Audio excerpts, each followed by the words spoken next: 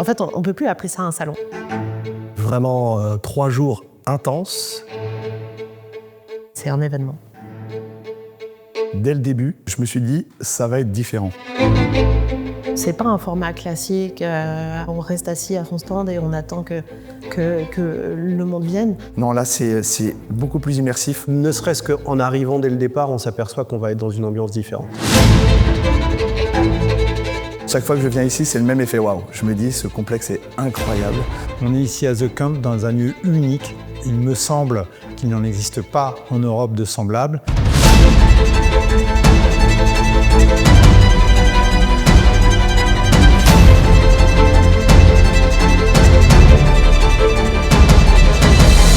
On a clairement cassé les codes.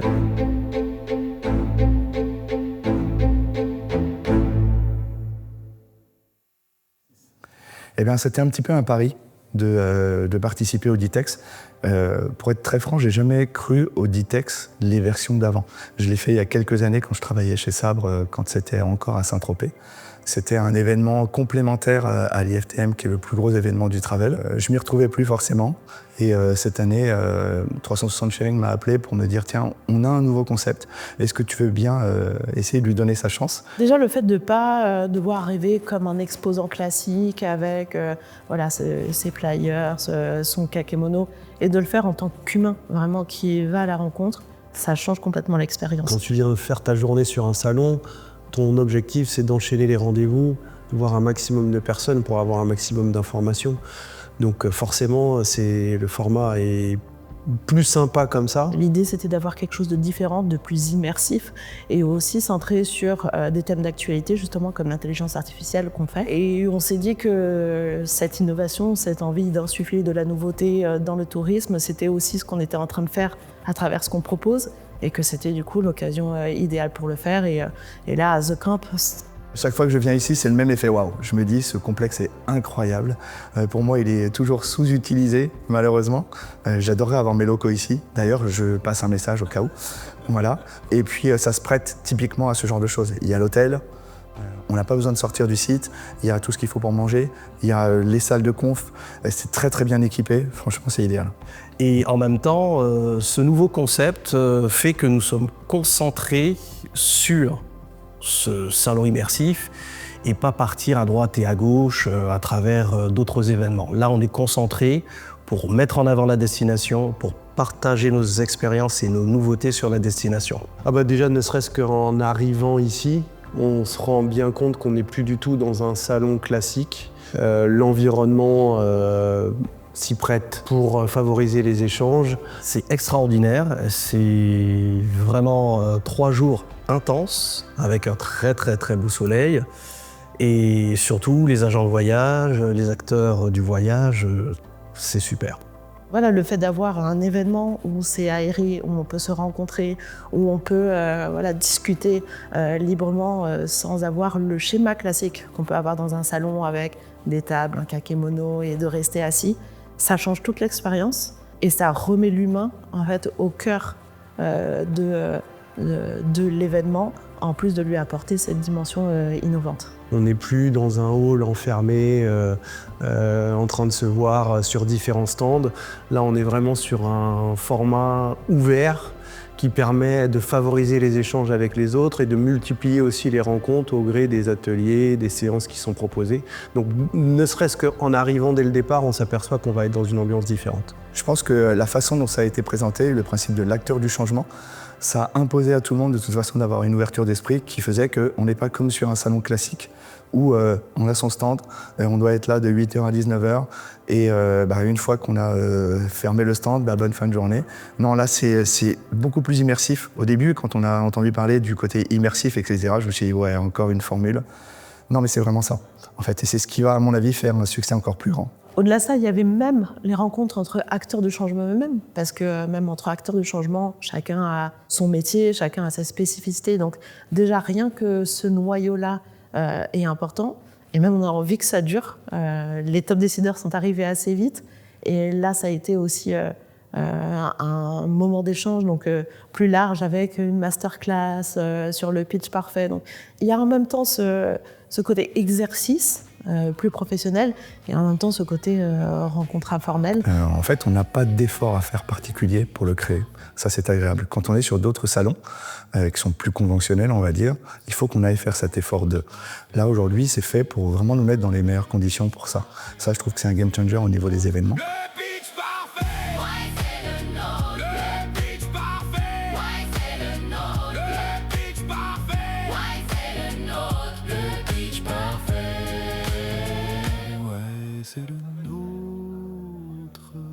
On a fait tous ensemble un travail pour pouvoir se présenter en 1 minute. Et ça, encore une fois, c'est quelque chose d'extraordinaire parce que ça évite de rester sur plusieurs minutes de présentation, alors qu'en 1 minute, on a réussi à dire, à montrer et à démontrer ce que nous sommes et ce que nous allons leur présenter. Au début, j'avais des a priori un peu négatifs en me disant c'est trop court, c'est stressant, faudra leur dire des choses très vite. Mais grâce au pitch, ce qu'on a appris en 1 minute, on a réussi à le dire en 10 minutes, facilement. Et ça, c'était nouveau.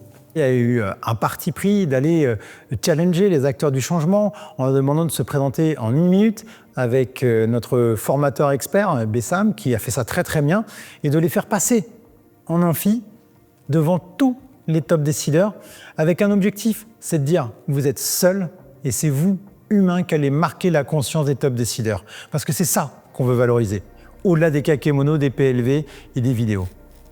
Ça, c'est un des points forts, je pense, de l'édition de cette année. C'est qu'on ne se limite pas à aller chercher de l'information auprès des partenaires et des personnes qui sont présents. L'organisation nous propose aussi des séances où nous pouvons nous enrichir par le biais de formations, de conférences, de masterclass qui nous sont proposées pendant cette édition.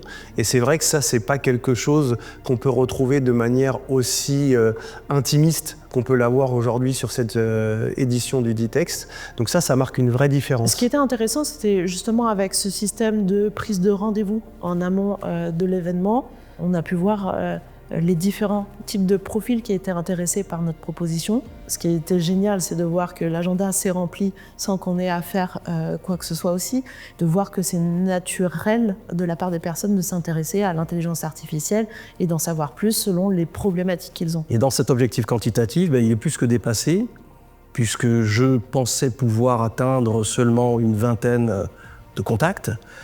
Mais en vérité vraie, je crois que je suis presque au triple pour la simple raison qu'il y a d'un côté le workshop, mais il y a de l'autre côté le petit déjeuner, il y a les soirées immersives. Et du coup, là, on est sur beaucoup de discussions qui sont très proches de la finalisation déjà, avec des pilotes qui vont partir sur certains sujets, avec même des engagements là, qu'on va avoir dans les jours prochains. J'ai encore quelqu'un qui va dire « il faut absolument qu'on se revoie », mais on ne se revoit pas pour discuter, hein, on se revoit pour du business. Hein. Voilà.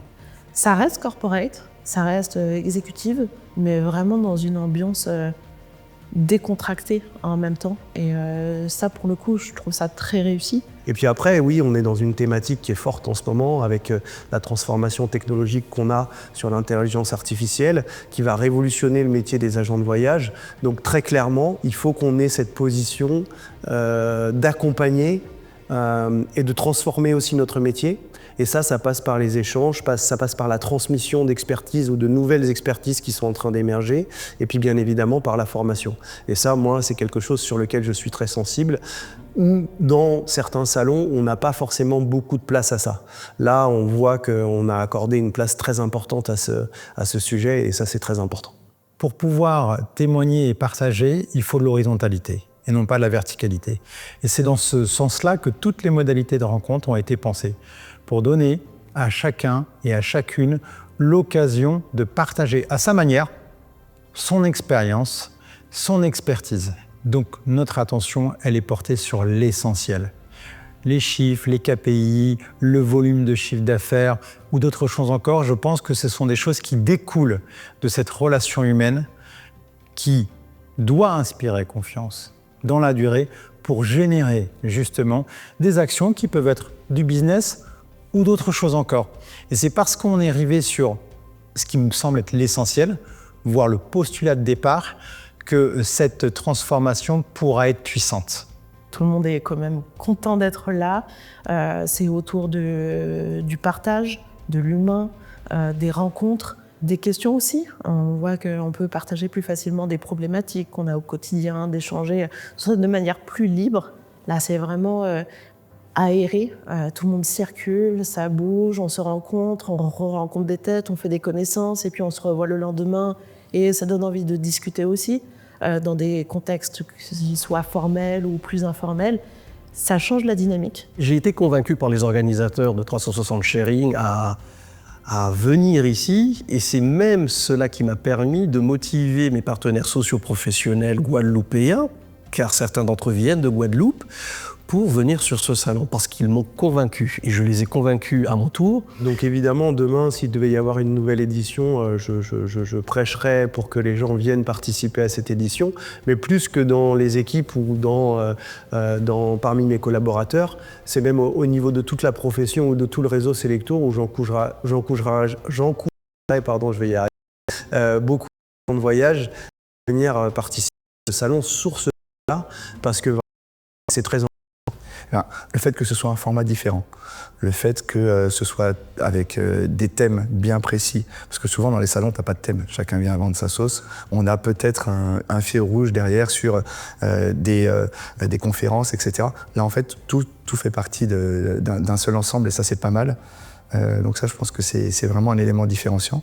Et encore une fois, la proximité, l'unité de lieu, tout ça, ça fait que on est, comme je disais tout à l'heure, j'ai entendu parler du Ditex comme une parentèle immersive, etc. Je me suis dit, ouais, ok. Non, c'est très bien. En fait, c'est exactement ça. Le Ditex, c'est une boucle, comme le logo le montre. Ça veut dire qu'il n'y a pas de début, il n'y a pas de fin. C'est vraiment cette dynamique dans laquelle nous, on veut s'installer. C'est dans la continuité et aussi, un peu comme pour certains formateurs, la roue de Deming, la roue de l'amélioration continue. Donc, il y a aujourd'hui, il y a demain, il y a après-demain, ce fil rouge qui va suivre les acteurs du changement et les top décideurs de cette première édition jusqu'à la prochaine. Parce que quelque part, si on prend le Ditex et qu'on en découpe les morceaux, on peut retrouver de part et d'autre ces morceaux-là, comme des formations, des keynotes, des workshops, des déjeuners. Finalement, tout ça existe de part et d'autre dans d'autres événements. Mais ce qui va aujourd'hui créer cette nouveauté, c'est l'hybridation de ces rencontres avec des modalités qui sont poussées très très loin, comme le pitch, comme du yoga, comme des rendez-vous au petit déjeuner. Donc ça, c'est des choses qui sont novatrices. Et tout ça, cette hybridation enfermée dans le cadre d'une parenthèse immersive à The Camp, ce qui fait que personne ne peut échapper au regard de l'autre et à la rencontre de l'autre. Et c'est ce qu'on souhaitait.